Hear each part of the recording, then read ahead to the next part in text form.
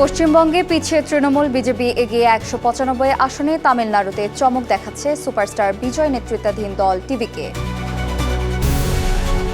শান্তির আড়ালে উত্তপ্ত মধ্যপ্রাচ্য, ইরানের পরমাণু সক্ষমতা ও লেবানন সীমান্তে পাল্টাপাল্টি হামলায় ঘনীভূত হচ্ছে বড় যুদ্ধের কালমেঘ। ট্রাম্পের হস্তক্ষেপেও শান্ত হয়নি জ্বালানি বাজার, হরমুজে উত্তেজনা ও পাল্টাপাল্টি হুমকিতে অপরিবর্তিত তেলের চড়া দাম। এবং ন্যাটোতে যুক্তরাষ্ট্রই জার্মানি প্রধান অংশীদার, ট্রাম্পের সেনা প্রত্যাহারের ঘোষণার মাঝেও জানালেন ফ্রেডরিক।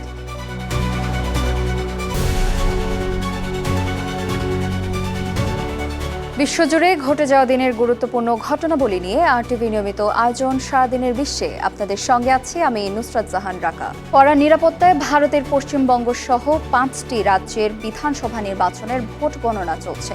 সকাল 8টায় শুরু হয় ভোট গণনা। এগিয়ে থাকা আসন সংখ্যার দিক দিয়ে ক্ষমতাসীন তৃণমূলের সঙ্গে ব্যবধান বাড়িয়ে চলছে বিরোধী দল বিজেপি। সবশেষ গণনা করা ভোটের প্রবণতা অনুযায়ী বিজেপি এগিয়ে আছে 195 আসনে, আর তৃণমূল 95 আসনে এগিয়ে। এদিকে বিপুল ভোটে এগিয়ে রয়েছেন দক্ষিণী সুপারস্টার থালাপতি বিজয়ের নেতৃত্বাধীন দল তামিলকা ভেট্টি কাজাগাম বা টিভিকে। আরও জানাচ্ছেন ইমরুল হাসান।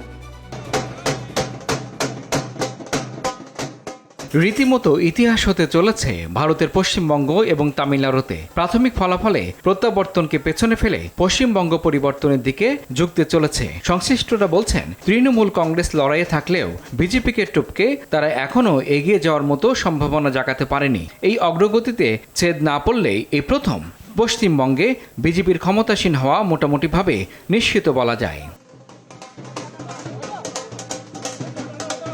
ইতিমধ্যেই প্রতিক্রিয়া জানিয়েছে পশ্চিমবঙ্গের বিরোধী দলীয় নেতা শুভেন্দু অধিকারী। এই রাজ্যে তার দল বিজেপি সরকার গঠন করবে বলে মন্তব্য করেছেন তিনি। পশ্চিমবাংলার জনগণের জয় मेरा एक्सपेक्टेड है मेरा 4,500 लीड हुआ सेकेंड राउंड में।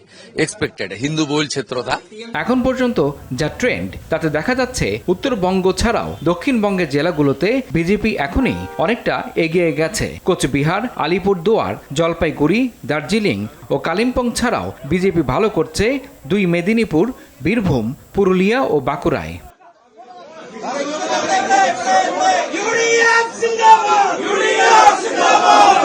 দ্বিতীয় দফায় দক্ষিণবঙ্গের 7 জেলার 142 আসনের মধ্যে গতবার বিজেপি পেয়েছিল মাত্র 18টি আসন। শুধু তাই নয়, কলকাতার 11, হাওড়ার 16, পূর্ব বর্ধমানের 16 আসনের মধ্যে বিজেপি একটিও জিততে পারেনি। তবে এবার পরিস্থিতি বলছে পুরোই ভিন্ন কথা। এই পরিবর্তনের পেছনে বেশ কয়েকটি অনুঘটকের কথা বলেছেন রাজনৈতিক বিশ্লেষকেরা। মূলত 15 বছর ক্ষমতায় থাকার ফলে সরকারের প্রতি সাধারণ মানুষের স্বাভাবিক যে ক্ষোভ থাকে, বিজেপি তাকে প্রচারে কাজে লাগিয়েছে। পাশাপাশি নগদ প্রাপ্তির রাজনীতির মোকাবেলাও বিজেপি করেছে ডোল রাজনীতির মাধ্যমে। সব মিলিয়ে এগিয়ে চলেছে বিজেপি।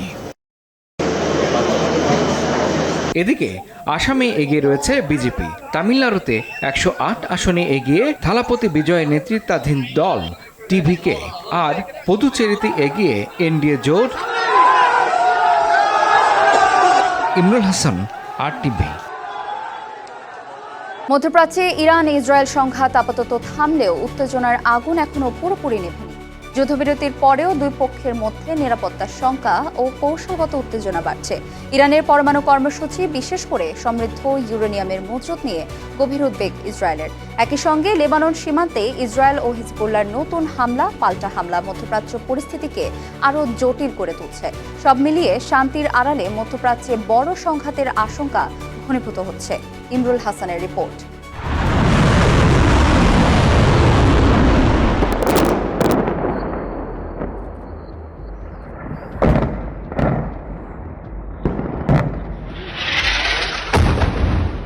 আবারও উত্তেজনার পারদ চড়ছে মধ্যপ্রাচ্যে। যদিও হামলা, পাল্টা হামলা ও টানা রক্তক্ষয়ী সংঘর্ষের পর আপাতত থেমেছে ইরান ও ইসরায়েলের মধ্যকার সংঘাত। তবে যুদ্ধ থামলেও থামেনি শঙ্কা, বরং আরও গভীর হয়েছে নিরাপত্তা উদ্বেগ। বিশেষ করে ইরানের পরমাণু কর্মসূচি এখন দখলদার ইসরায়েলের জন্য সবচেয়ে বড় আতঙ্ক হিসেবে সামনে এসেছে।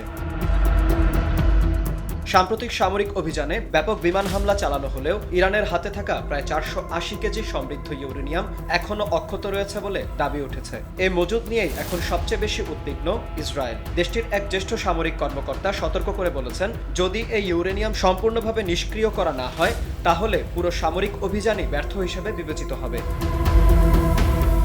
বিশেষজ্ঞদের মতে এই পরিমাণ ইউরেনিয়াম আরও সমৃদ্ধ করা হলে অন্তত 10 থেকে 11টি পরমাণু বোমা তৈরি করা সম্ভব। আর যদি ইরান সত্যিই পরমাণু অস্ত্রের মালিক হয়ে ওঠে তাহলে মধ্যপ্রাচ্যের শক্তির ভারসাম্য নাটকীয়ভাবে বদলে যেতে পারে, যা ইসরায়েলের অস্তিত্বকেই সরাসরি হুমকির মুখে ফেলতে পারে। যদিও ইরান দীর্ঘদিন ধরে দাবি করে আসছে তাদের পরমাণু কর্মসূচি সম্পূর্ণ শান্তিপূর্ণ, কিন্তু যুক্তরাষ্ট্র ও ইসরায়েলের সঙ্গে চলমান উত্তেজনার প্রেক্ষাপটে ইউরেনিয়াম সমৃদ্ধকরণ কার্যক্রম উল্লেখযোগ্যভাবে বাড়িয়েছে তেহরান, ফলে সন্দেহ আরও ঘনীভূত হচ্ছে। এদিকে শুধু পরমাণু ইস্যুই নয়, নতুন এক ভয়াবহ চ্যালেঞ্জের মুখে পড়েছে ইসরায়েল। দক্ষিণ লেবানন সীমান্তে হিজবুল্লাহর পক্ষ থেকে চালানো হচ্ছে নতুন ধরনের ড্রোন হামলা। এসব ড্রোন ফাইবার অপটিক কেবল দ্বারা নিয়ন্ত্রিত হওয়ায় ইলেকট্রনিক জ্যামিং প্রযুক্তি দিয়ে এগুলোকে ঠেকানো প্রায় অসম্ভব হয়ে পড়েছে।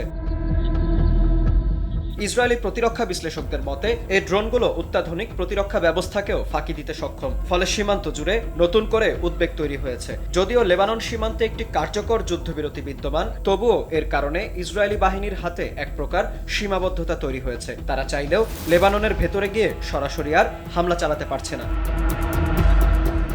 বর্তমানে ইসরায়েলি বিমান বাহিনী মোবাইল রেডার এবং আকাশ প্রতিরক্ষা ব্যবস্থা দিয়ে এসব ড্রোন শনাক্ত ও ধ্বংসের চেষ্টা চালাচ্ছে। তবুও বিশেষজ্ঞরা মনে করছেন এই হুমকি মোকাবেলায় আরও উন্নত প্রযুক্তি ও সময় প্রয়োজন। অন্যদিকে যুক্তরাষ্ট্র ও ইরানের মধ্যে চলমান কূটনৈতিক আলোচনা এখন গুরুত্বপূর্ণ মোড় নিতে পারে। এই আলোচনার মাধ্যমে ইউরেনিয়াম মজুদ সরিয়ে নেওয়ার কোনো কার্যকর চুক্তি না হলে 40 দিনের সংঘর্ষের সব অর্জনই ভেস্তে যেতে পারে বলে দাবি পশ্চিমা গণমাধ্যমগুলোর। পরিস্থিতি আরো জটিল করে তুলেছে ইসরায়েলের ভেতরকার ভিন্নমত, যেখানে সেনাপ্রধান ইয়াল জামির দাবি করছেন রাজনৈতিক নেতৃত্বের দেয়া লক্ষ্য পূরণ হয়েছে, সেখানে অন্য কর্মকর্তারা বলছেন মূল লক্ষ্য এখনো অধরাই রয়ে গেছে। সব মিলিয়ে যুদ্ধ থেমে গেলেও মধ্যপ্রাচ্যের সংকট যেন আরো গভীর অন্ধকারের দিকে এগোচ্ছে। একদিকে ইরানের পরমাণু কর্মসূচি, অন্যদিকে হিজবুল্লাহর নতুন ড্রোন প্রযুক্তি। এই দুই চ্যালেঞ্জ এখন ইসরায়েলের সামনে সবচেয়ে বড় পরীক্ষা। আর এই অনিশ্চয়তার মাঝে প্রশ্ন উঠছে, এটা কি নতুন কোনো বড় সংঘাতের পূর্বাভাস? বিনিয়ামিন, RTV। হরমুজ প্রণালীতে উত্তেজনার নতুন মাত্রা পেয়েছে। পারস্য উপসাগরে আটকে পড়া জাহাজগুলোকে নিরাপদে সরিয়ে নিতে প্রজেক্ট ফ্রিডম নামে নৌ অভিযান শুরুর ঘোষণা দিয়েছেন মার্কিন প্রেসিডেন্ট ডোনাল্ড ট্রাম্প। তবে এই উদ্যোগকে যুদ্ধবিরতির লঙ্ঘন বলে সতর্ক করেছে ইরান। একই সময়ে গাজা ও লেবাননেও সংঘাত আরও তীব্র হচ্ছে। মধ্যপ্রাচ্যে উত্তেজনা বাড়তে থাকায় নতুন করে বড় সংঘাতের আশঙ্কা জোরালো হচ্ছে। ইমতিয়াজ আহমেদের রিপোর্ট। বৈশ্বিক জ্বালানি সরবরাহের লাইফলাইন পারস্য উপসাগরের কৌশলগত প্রবেশ পথ হরমুজ প্রণালী এখন নতুন উত্তেজনার কেন্দ্রবিন্দু। হরমুজকে কেন্দ্র করে প্রজেক্ট ফ্রিডম ঘোষণা দিয়েছেন মার্কিন প্রেসিডেন্ট ডোনাল্ড ট্রাম্প। ট্রাম্প প্রশাসন জানায় এতে প্রণালীতে আটকে থাকা জাহাজগুলোর সুরক্ষায় নৌবাহিনী মোতায়েন করা হবে। উদ্দেশ্য প্রণালীতে আটকে থাকা বাণিজ্যিক জাহাজগুলোকে মার্কিন পাহারায় উদ্ধার করা।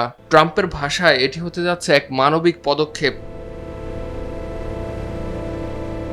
পাল্টা প্রতিক্রিয়ায় ইরানের শীর্ষ আইন প্রণেতা ইব্রাহিম আজিজি হুঁশিয়ারি দিয়ে বলেন, হরমুজে এ ধরনের মার্কিন পদক্ষেপ যুদ্ধবিরতির লঙ্ঘন হিসেবে গণ্য হবে। ইরানের আরেক আইন প্রণেতা বলেন, যুদ্ধ পূর্ববর্তী অবস্থা ফিরবে না হরমুজ প্রণালী।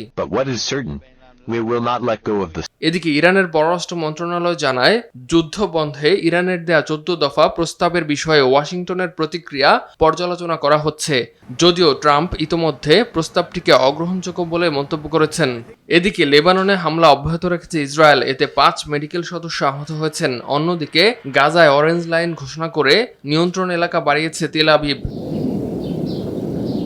হিজবুল্লাহ জানিয়েছে গত 24 ঘন্টায় ইসরায়েলি সেনাদের উপর অন্তত 11টি হামলা চালিয়েছে তারা। ইমতিয়াজ আহমেদ, RTV। ইরান ও হরমুজ ইস্যুতে মার্কিন প্রেসিডেন্ট ডোনাল্ড ট্রাম্পের মন্তব্যে বড় কোনো পরিবর্তন দেখা যায়নি তেল বাজারে। ট্রাম্প প্রজেক্ট ফ্রিডম নামে আটকে পড়া জাহাজগুলোকে সরিয়ে নেওয়ার পরিকল্পনা ঘোষণা করলেও আস্থা ফেরেনি বাজারে। সোমবার সকালে ব্রেন্ট ক্রুডের দাম পূর্বের বাড়তি অবস্থায় ছিল। বিশেষজ্ঞদের মতে প্রজেক্ট ফ্রিডমের অভিযান কিভাবে পরিচালিত হবে সে বিষয়ে স্পষ্ট কোনো পরিকল্পনা না থাকায় আশাবাদী হতে পারছেন না বিনিয়োগকারীরা। ইরানও ট্রাম্পের নেওয়া উদ্যোগকে মার্কিন হস্তক্ষেপকে যুদ্ধবিরতি লঙ্ঘন আখ্যা দিয়ে সহযোগিতা করবে না বলে ইঙ্গিত দিয়েছে। এদিকে সংযুক্ত আরব আমিরাত উপকূলে একটি তেলবাহী জাহাজে অজ্ঞাত হামলা হয়েছে। এছাড়া ইরানের কাছে আরেকটি জাহাজে ছোট নৌযানে আক্রমণের খবর পাওয়া গেছে, যদিও এসব ঘটনায় কোনো হতাহতের খবর পাওয়া যায়নি। ন্যাটো জোটে যুক্তরাষ্ট্র জার্মানির সবচেয়ে গুরুত্বপূর্ণ অংশীদার হিসেবে থাকবে বলে মন্তব্য করেছেন জার্মান চ্যান্সেলর ফ্রেডরিক মের্জ। রোববার রাতে সামাজিক যোগাযোগ মাধ্যম এক্সে দেওয়া এক বার্তায় তিনি বলেন, ইরানকে কখনোই পারমাণবিক অস্ত্র অর্জন করতে দেওয়া যাবে না। এ লক্ষ্যে কাজ করছে দুই দেশ। সম্প্রতি ইরান ইস্যুতে যুক্তরাষ্ট্রের ভূমিকা নিয়ে সমালোচনার পর ওয়াশিংটন ও বার্লিনের মধ্যে কিছুটা উত্তেজনা দেখা দেয়। এর মধ্যেই মের্জ জানান, আপাতত জার্মানিতে টমাহক ক্রুজ ক্ষেপণাস্ত্র মোতায়েন করবে না যুক্তরাষ্ট্র। এর আগে যুক্তরাষ্ট্রের প্রেসিডেন্ট ডোনাল্ড ট্রাম্প জানিয়েছেন, জার্মানিতে মার্কিন সেনা উপস্থিতি আরও কমানোর পরিকল্পনা রয়েছে। শনিবার ফ্লোরিডায় সাংবাদিকদের তিনি বলেন, জার্মানি থেকে ৫,০০০-এরও বেশি সেনা প্রত্যাহার করা হতে পারে। নেদারল্যান্ডস ভিত্তিক একটি প্রমোদ তরিতে হান্টা ভাইরাসের প্রাদুর্ভাবে ৩ যাত্রীর মৃত্যু হয়েছে। এছাড়া আরও ৩ জন অসুস্থ হয়ে পড়েছেন। ইঁদুরবাহিত এই ভাইরাসে আক্রান্ত হলে শ্বাসকষ্টজনিত জটিলতায় মৃত্যু হতে পারে। নেদারল্যান্ডসের সংশ্লিষ্ট কর্তৃপক্ষ ও কয়েকটি সংবাদ মাধ্যম রোববার এই তথ্য জানিয়েছেন। নেদারল্যান্ডসের পর্যটন সংস্থা ওশান ওয়াইড এক্সপেডিশনস এক সংবাদ বিজ্ঞপ্তিতে জানায়, তাদের মেরু অভিযাত্রী জাহাজ এমভি হন্টিয়াসে ভয়াবহ চিকিৎসা সংকট তৈরি হয়েছে। জাহাজটি বর্তমানে আফ্রিকার পশ্চিম উপকূলে আটলান্টিক মহাসাগরের দ্বীপরাষ্ট্র কেপ ভার্দে এলাকায় রয়েছে। সংবাদ মাধ্যমের খবর অনুযায়ী জাহাজটি প্রায় ৩ সপ্তাহ আগে ১৫০ জন যাত্রী নিয়ে আর্জেন্টিনা থেকে রওনা হয়েছিল। অস্ট্রেলিয়ায় ৫ বছর বয়সী শিশুর মৃত্যুর ঘটনায় এক ব্যক্তির বিরুদ্ধে হত্যা মামলা দায়ের করা হয়েছে। নিহত শিশুটির নাম কুমানজাই লিটল বেবি। গত কয়েকদিন ধরে ব্যাপক পুলিশি তল্লাশির পর বৃহস্পতিবার শিশুটির মরদেহ উদ্ধার করা হয়। এই ঘটনায় ৪৭ বছর বয়সী জেফারসন লুইসকে শনিবার রাতে গ্রেফতার করে হত্যার অভিযোগ আনা হয়েছে।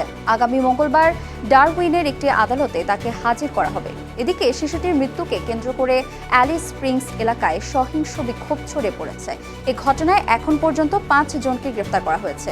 রায় না হওয়া পর্যন্ত বিচারিক প্রক্রিয়ার প্রতি সম্মান দেখানোর আহ্বান জানিয়েছেন নর্দার্ন টেরিটরি পুলিশের কমিশনার মার্টিন ডোল। এক মৌসুম পর সিরি এর শিরোপা পুনরুদ্ধার করে উৎসবে মেতেছে ইন্টার মিলানের সমর্থকরা। ঘরের মাঠ সান সিরোতে পার্মাকে ২-০ গোলে হারিয়ে ২১তম লিগ শিরোপা জিতেছে দলটি। এরপরই সান সিরো মুহূর্তের মধ্যে নীল কালো রঙে ছেয়ে যায়। পথে পথে দেখা যায় সমর্থকদের ঢল। নাচে গানে উল্লাসে আতশবাজি ফুটিয়ে উৎসবের নগরীতে রূপ নেয় মিলান। বিস্তারিত রাফি আমিনের রিপোর্টে। মঞ্চটা আগেই তৈরি ছিল, এরপর কেবল সময়ের অপেক্ষা। তাই উৎসবের প্রস্তুতি আগেই নিয়ে রেখেছিল ইন্টার মিলানের ফুটবলার থেকে শুরু করে স্টেডিয়ামের সকল সমর্থকরা। বাকি কাজটা করেন মার্কাস থুরাম ও হেনরিক মিখতেরিয়ান। তাতে ২১ বারের মতো ইটালির সর্বোচ্চ পর্যায়ে শিরোপা সিরিয়া এ চ্যাম্পিয়ন বনে যায় দ্য ব্ল্যাক অ্যান্ড ব্লুরা। এরপর মুহূর্তে বদলে যায় সানসিরোর আকাশ। সাদা কালো রং, হাতে হাতে ইন্টার মিলানের পতাকা। আর মিলানের বিখ্যাত দুমোদ মিলানো ক্যাথেড্রালের সামনে জড়ো হয় ক্লাবটির সমর্থকরা, যারা নাচে গানের মধ্য দিয়ে মেতে উঠে শিরোপা উৎসবে। ২ বছর পর শিরোপা পুনরুদ্ধার করে যেন উন্মাদনা ছড়িয়ে পড়েছে ভক্তদের মাঝে। আমি ভীষণ খুশি, ২ বছর পর আবার সেরি আ জিততে পেরেছি। এটা আমাদেরই প্রাপ্য ছিল, তাই এখন আমরা উদযাপন করছি। আমি আমার প্রিয় দলের ২১তম শিরোপা উদযাপন করতে এখানে এসেছি। এটা একদমই ভিন্ন রকম অনুভূতি, আর আমি ভীষণ আনন্দিত, কারণ গত বছরের মতো কঠিন সময়ের পর আমরা আবারও শিরোপা জিতেছি। আমি ভীষণ খুশি। অবশ্য শিরোপা জিতে কেউ কেউ আবার নগর প্রতিদ্বন্দ্বী এসি মিলানকেও খোঁচা দিতে ভুল করছেন না। একদম অবিশ্বাস্য। প্রতিবারই মনে হয় যেন এটাই প্রথমবারের মতো। দারুণ লাগে। এই অনুভূতি ভাষায় প্রকাশ করা যায় না। আর এখানে যে লাফাচ্ছে না, সে এসি মিলানের সমর্থক। গত মৌসুমের হতাশাজনক সমাপ্তির ধাক্কা সামলে শান্ত ও স্থির নেতৃত্বে দলকে সাফল্যের পথে ফিরিয়েছেন কোচ ক্রিস্টিয়ান চিভু। সর্বশেষ আসরে মাত্র ১ পয়েন্টের ব্যবধানে লিগ শিরোপা হাতছাড়া করে ইন্টার। তাই সমর্থকদের কণ্ঠে ছিল তাকে নিয়ে প্রশংসা। আমি মনে করি এই শিরোপা জয়ে সবচেয়ে বড় কৃতিত্ব কোচ ক্রিস্টিয়ান চিবুর, যিনি গত মৌসুমে ভেঙে পড়া দলটিকে আবার অনুপ্রাণিত করে ঘুরে দাঁড় করাতে পেরেছেন। সিরিয়া এতে 36টি শিরোপা নিয়ে সবার উপরে আছে জুভেন্টাস, এরপরই 21টি নিয়ে ইন্টার, আর 19টি শিরোপা নিয়ে তালিকার 3-এ এসি মিলান।